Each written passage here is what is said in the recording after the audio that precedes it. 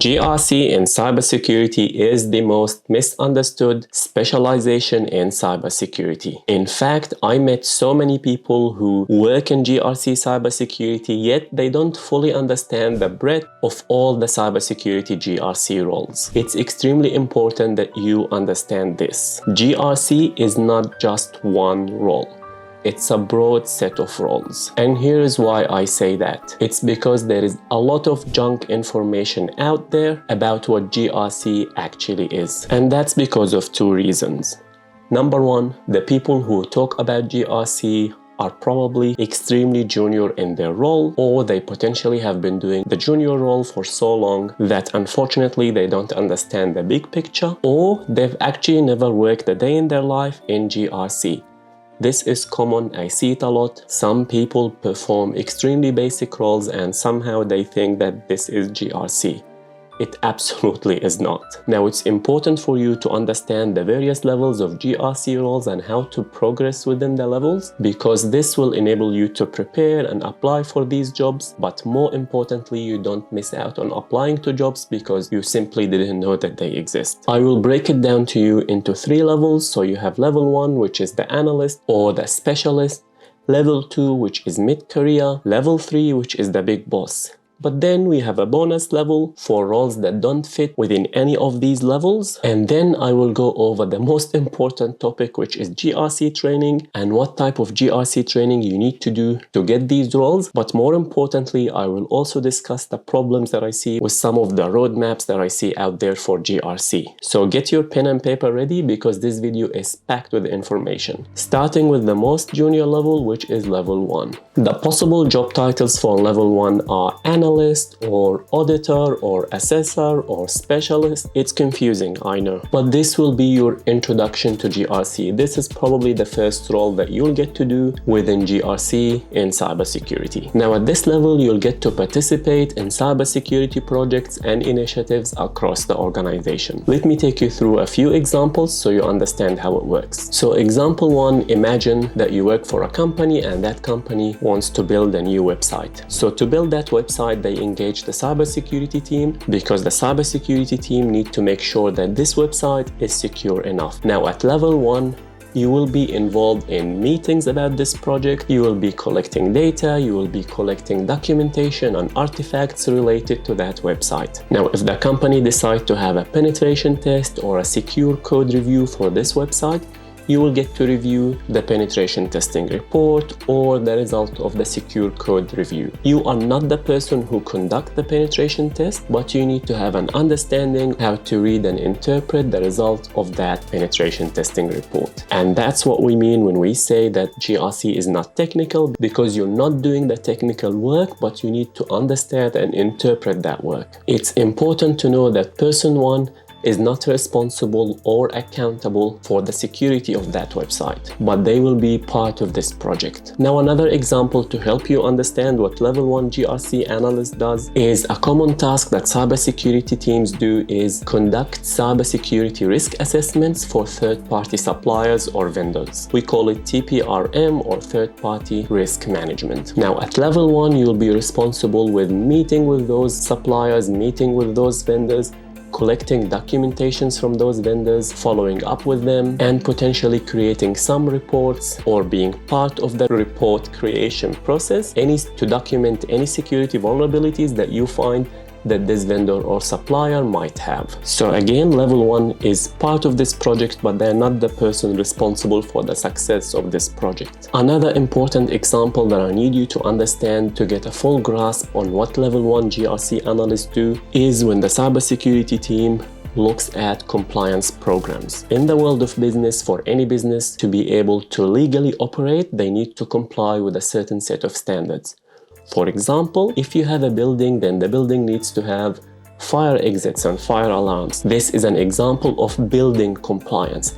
Now, when it comes to cybersecurity compliance, we have some legal obligations. For example, if your organization is doing business in the European Union, then they need to comply with a privacy standard called GDPR. Or, for example, if you are a healthcare organization in the United States, then you need to comply with a standard called HIPAA. So a level 1 GRC analyst will be involved in those compliance programs. They'll be talking to different teams, following up on certain findings, doing some documentations, and participating in meetings. It's a big job, and that's why we usually have more than one level 1 analyst, because there is a lot of moving parts within one organization. Now, as far as skills are concerned for level 1 analyst, they need to know how to conduct a cybersecurity risk assessment. There is a certain methodology that we follow to conduct cybersecurity risk assessments. But more importantly, they need an understanding of the topics that are being assessed. Going back to the first example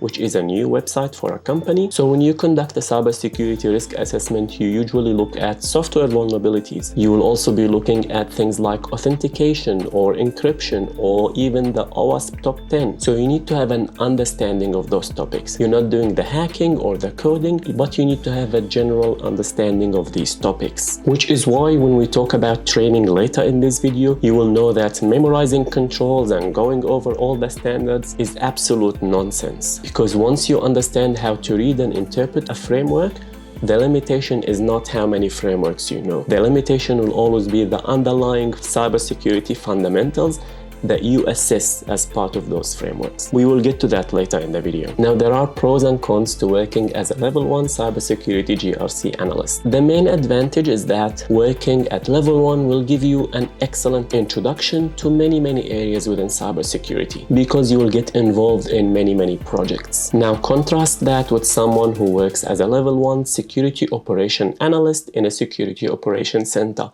They only get to see all the incoming alerts and tickets. But as a level 1 GRC analyst, you get to be involved in so many projects and so many different parts of the business. Now, the main disadvantage of working at level 1, which is something I personally experienced, is that you might feel like you're not making a difference, because you're constantly reporting on problems and following up on problems, but you're not necessarily the person who gets to fix those problems. So you might feel that your role is not important, which is not true, by the way. The reason why you might feel that way is because you still can't see the full big picture.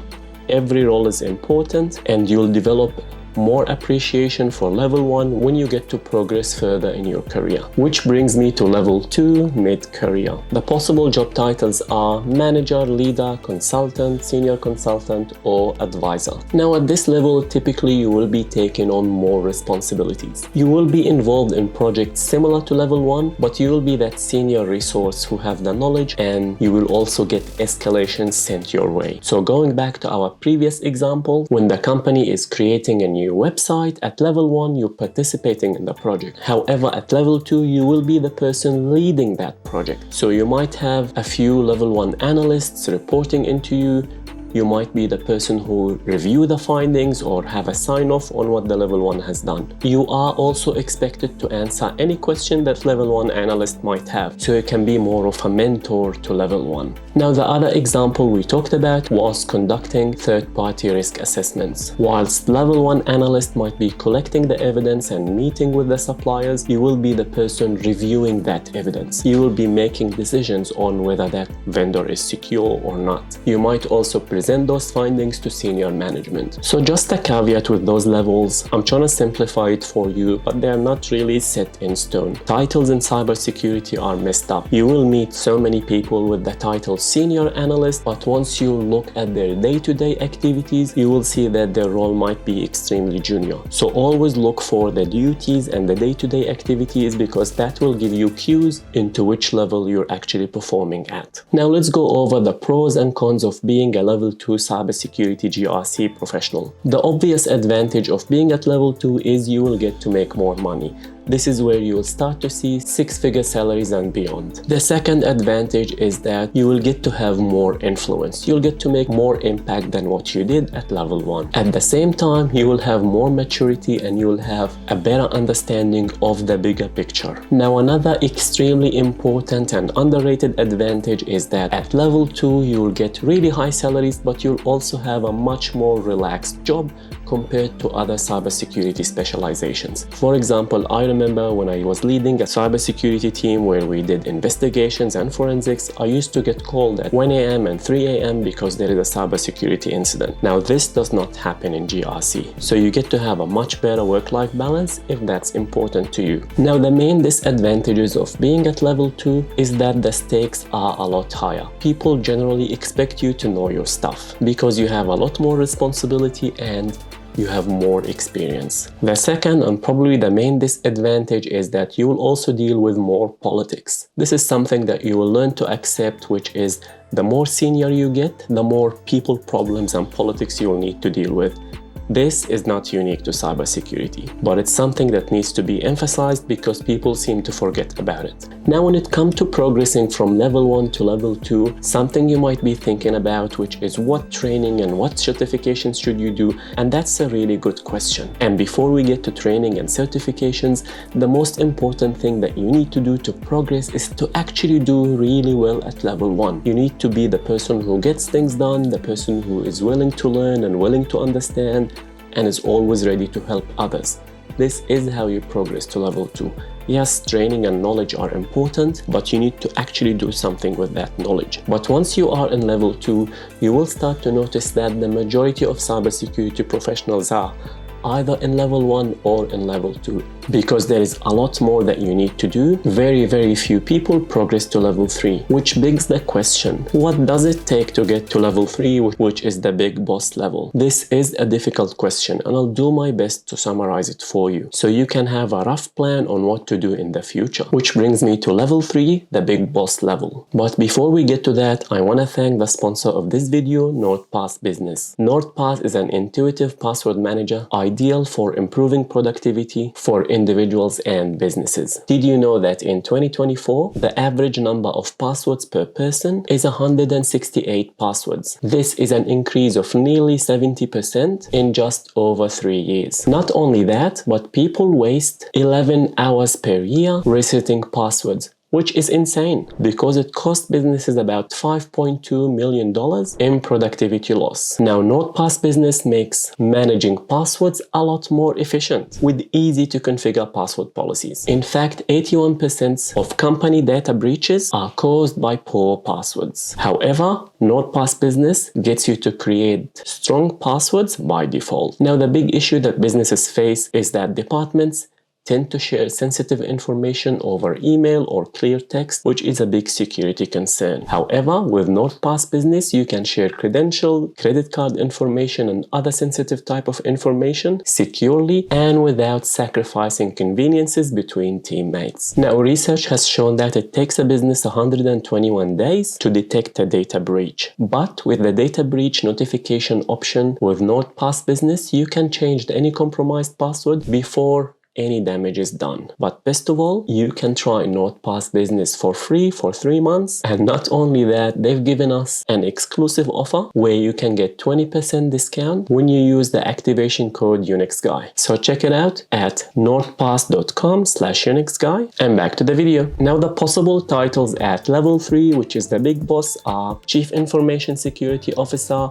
Director of Information Security, Head of Cybersecurity, Enterprise Security Architect, or even a Security Practice Lead. At this level, you have the ultimate responsibility for cybersecurity for the entire organization, which is pretty cool. Now, if you go back to the example of a company building a new website, as the head of cybersecurity, you have the ultimate responsibility of giving the business assurances that this website is secure. You will have the final sign-off. In fact, you will be held accountable for any security problems within the new website. You will also be tasked with hiring, training, and maintaining a cybersecurity team. This task is a lot harder than most people think. Trust me on this one. The other example that we went went over, which is third-party risk management. As the director of cybersecurity, you are responsible for the success of assessing all the suppliers periodically. For example, if someone looks at the process of assessing those suppliers and they find problems in this process, you will be asked why. You need to ensure that this process is efficient and effective. You will also need to do a lot of budgeting. Cybersecurity projects and cybersecurity initiatives and cybersecurity professionals, they cost the business a lot of money. So you need to know how to create a business case, how to justify this budget to the business, but you also need to articulate to the business what kind of cybersecurity risks are they willing to accept. There will never be a case where the business have all the money that they need for all the cybersecurity initiatives out there. It is your job to prioritize and explain to the business what they should do urgently and what things can wait later on. So you need to be very pragmatic and smart in your approach. Now, when it comes to the pros and cons of this level, the obvious huge advantage of this role is the money. Yes, at this level you can expect really high 6 figures or even 7-figure salaries. I personally know individuals who make 7 figures at this level. It's not impossible. The second advantage is you get to define what the big picture looks like. You get to make real impact. Imagine being the person responsible for the cybersecurity of an entire hospital or an entire government organization. It's a huge responsibility and you get to make real impact. The other advantage is you get to build a name for yourself in the industry and you get to meet really cool people. Now, the main disadvantage of this role is, again, you are responsible for the cybersecurity and safety of an entire organization. This is a huge responsibility because, as you will learn, there are so many moving parts and a lot of them are simply outside of your control. So if you don't have maturity or resilience, or you're someone who doesn't know how to manage stress well, you will not succeed in this role. I've seen it time and time again. Now, the second and probably the biggest disadvantage of this role is politics. As I've mentioned earlier, the more senior you get, the more politics you need to deal with. This is not exclusive to cybersecurity. But because people sometimes think that if the job is cybersecurity, therefore it's this pure technical role where you don't deal with politics, this is not true.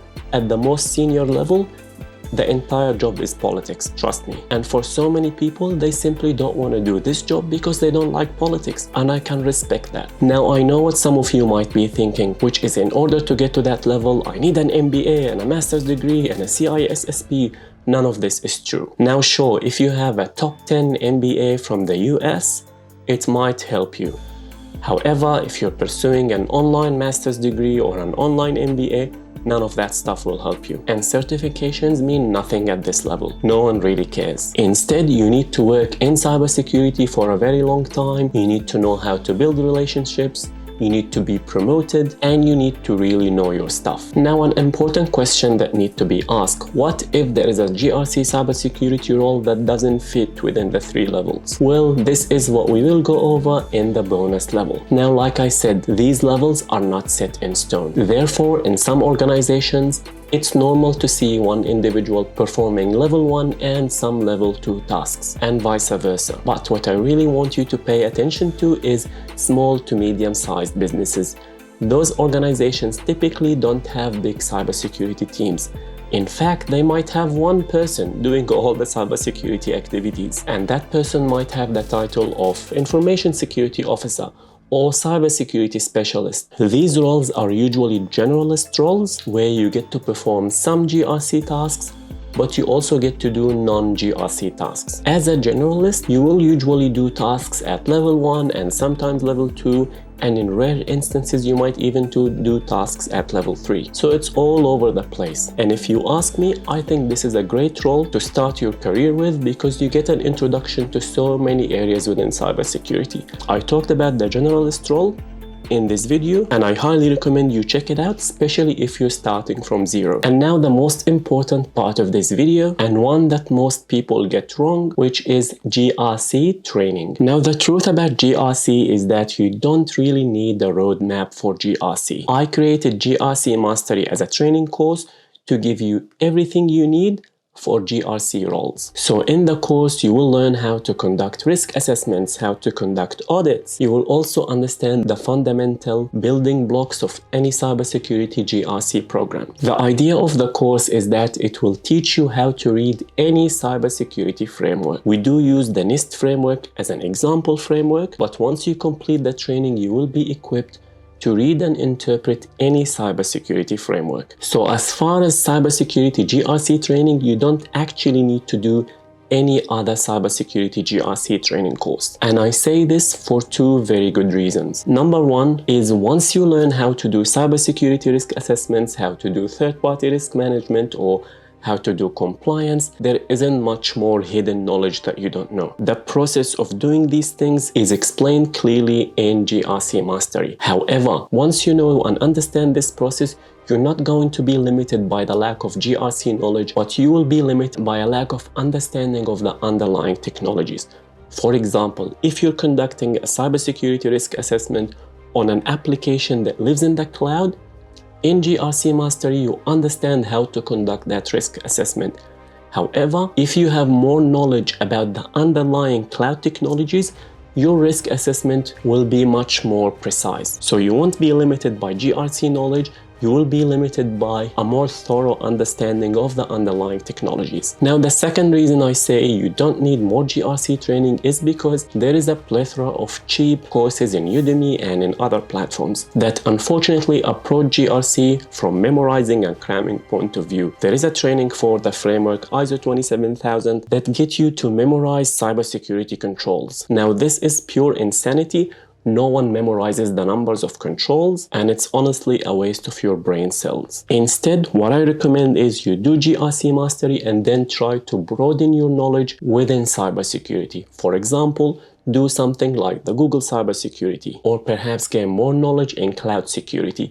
That knowledge will make you a much better GRC professional instead of collecting random GRC courses that don't teach you anything. Now, if you want to see a deep dive into GRC Mastery and the topics that I cover in this training course, then I break it all down in this video and I'll see you there.